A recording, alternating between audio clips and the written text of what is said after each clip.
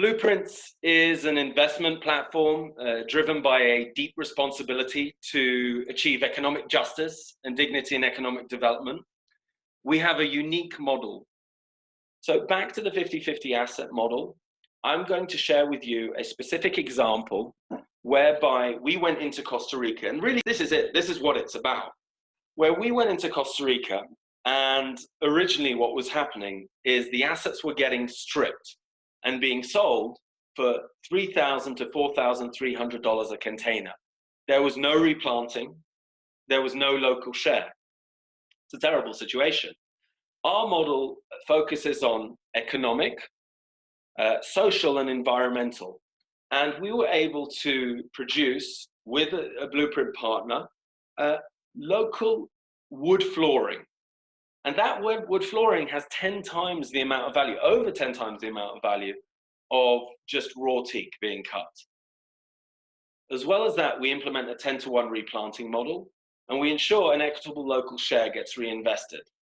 And essentially what we're doing now is we're raising these funds to do it with bigger and better assets, to build out a product and a process that others can tap into. So in Costa Rica, we took on $1.5 million into one particular small asset, 200-hectare asset. With the Sterling Trust, it's a $6 billion trust that's dipping their toe in the water. And we're currently with Declan partnering on how to create this as a structure with the corporate finance team of Cantor Fitzgerald. What we immediately did was we started with the end in mind. We looked at who's going to buy this wood. And we established with a group called CDA Woods and other companies, $3.6 million in purchase orders.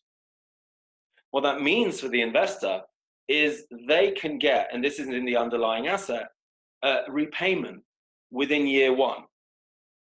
And from that point forward, essentially their equity becomes a carry. Now for the holding company, this becomes very interesting because as we start to deal with larger and larger assets, we also don't need any upfront investment.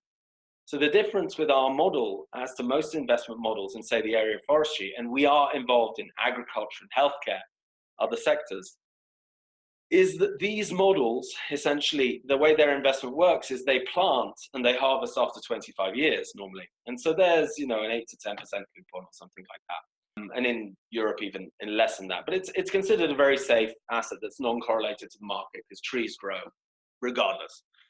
But essentially, what we're looking at is fully mature assets.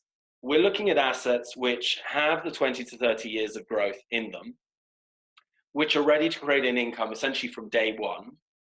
And we are building out product and process so that there's a transparent and fair value chain. This is really key because this is where products are moving towards, so that there is a real accountability at the local level, so that we become the number one people that they want to trust with developing their assets. So in Peru, for instance, we've been entrusted with the potential to develop 650,000 hectares. But we've put that to phase 2, because what we did was we developed a strategic prioritization framework, working alongside a number of very, very well-known investment groups who'd like to invest much larger amounts of capital into this when it's a product. We've also been trusted with a marquee deal of Cuba in health tourism. Health is actually our largest sector. We have a $340 million blueprint in East Africa in this area. We're doing this fundraising in 2 parts. One part now is $2.3 million at $11 million valuation, which is early capital. And we are intending at the World Indigenous Business Forum in October to launch out at a $7.5 million level. And that will be at a $52 million valuation. That's when we'll really be gathering our world-class team and everything else. We are essentially, the reason it's a low valuation is when we started this process 9 months ago with Crowdcube, we went into Costa Rica and people thought it was going to take us about 3 years to start replicating the model there. It happened within a few months.